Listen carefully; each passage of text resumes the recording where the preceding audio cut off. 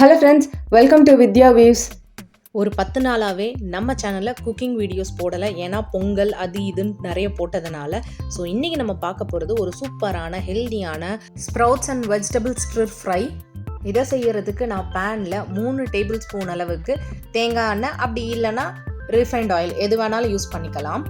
நான் இன்றைக்கி coconut oil use பண்ணிக்கிட்டேன். தாளிப்புக்கு கடுகு உளுத்தம்பருப்பு சேர்த்துக்கிட்டேன். கொஞ்சமாக சோம்பு சேர்த்துக்கோங்க. அடுத்து கொஞ்சமாக சீரகம் சேர்த்துக்கோங்க. இப்போ இது எல்லாமே புரிஞ்சு வந்த உடனே காரத்துக்கு 3லேருந்து 4 பச்சை மிளகாயை நான் கட் பண்ணி போட்டிருக்கேன்.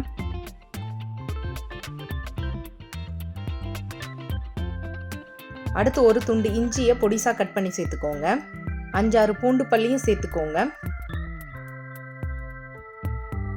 இப்போ இது எல்லாத்தையும் வதக்கிக்கோங்க.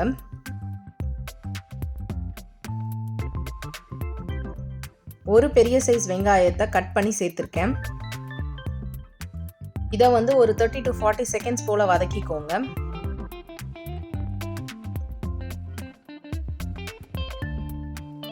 ஃப்ரைக்கு ஒரு டேங்கி டேஸ்ட் வர்றதுக்கு ஒரு குட்டி சைஸ்ல இருக்க தக்காளியை கட் பண்ணி சேர்த்துருக்கேன்.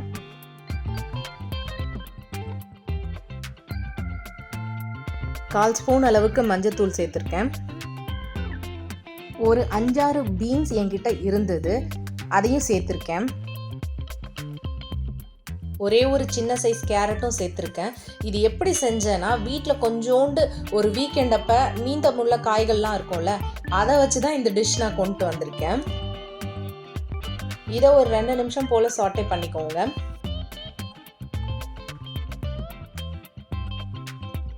ஒரு பெரிய சைஸ் குடமிளகாய், அப்படி இல்லைன்னா கேப்சிகம், இதையும் ஒரு வாட்டி வதக்கிக்கோங்க. என்கிட்ட 1 கப் அளவில் மூங் தால் ஸ்ப்ரவுட்ஸ் இருந்தது, அதாவது பச்சை பயிறு ஸ்ப்ரவுட்ஸ் ஆக்கி வச்சுருந்தேன். ஸோ அதையும் நான் சேர்த்துக்கிறேன். ஸோ இதையும் வதக்கிக்கோங்க.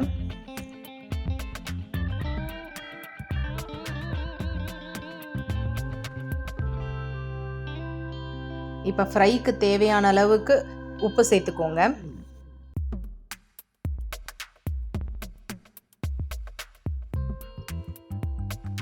ஒரு கப் காலிஃப்ளவரை நான் ஏற்கனவே சுடுதண்ணியில் போட்டு எடுத்து வச்சுருந்தேன், அதையும் சேர்த்துக்கிறேன். பிளான்ச் பண்ணாமல் சேர்க்காதீங்க, பிளான்ச் பண்ணாதான் நல்லா இருக்கும்.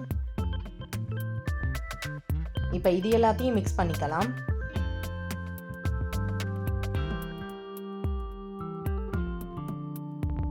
இப்போ இதெல்லாமே பார்க்கவே செம்ம கலர்ஃபுல்லாக சூப்பராக இருக்குல்ல. இப்போ காய் வேகிறதுக்கு ஒரு 1/2 கப் போல் தண்ணி விட்டுக்கிறேன்.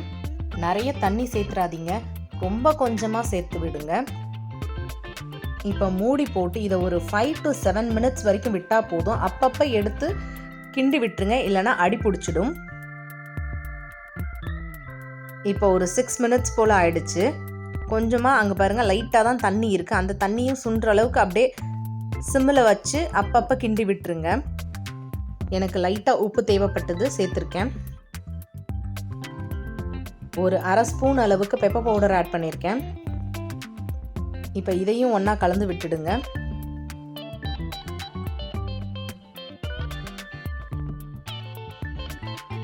இப்போ பார்த்தீங்கன்னா ஆல்மோஸ்ட் எல்லா தண்ணியுமே இழுத்துக்குச்சு. ஸோ இந்த ஸ்டேஜில் நம்ம இதை ஸ்விட்ச் ஆஃப் பண்ணிடலாம். இதை பொரியலாவோ இல்லை இட்லி, தோசை, சப்பாத்தி இந்த மாதிரி சைட் டிஷ்ஷாவுமே நம்ம சாப்பிடலாம். ரொம்பவும் ஹெல்தி, இது எல்லாருமே சாப்பிடலாம். இந்த வீடியோ உங்களுக்கு பிடிச்சிருக்குன்னு நினைக்கிறேன். பிடிச்சிருந்ததுன்னா கண்டிப்பாக உங்கள் ஃப்ரெண்ட்ஸோட ஷேர் பண்ணிக்கோங்க. மறக்காமல் நம்ம சேனலை like, comment, share and subscribe பண்ணுங்கள் ஃப்ரெண்ட்ஸ். தேங்க்யூ.